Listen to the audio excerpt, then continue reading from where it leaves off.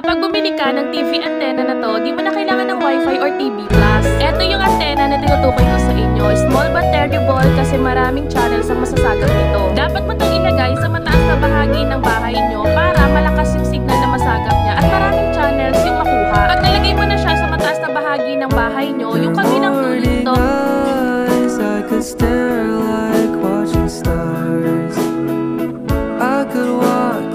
kapag bumili ka ng TV antenna na to, di mo na kailangan ng Wi-Fi or TV Plus. Ito yung antenna na tinutukoy ko sa inyo. Small but terrible kasi maraming channels ang masasagap nito. Dapat mo itong ilagay sa mataas na bahagi ng bahay nyo para malakas yung signal na masagap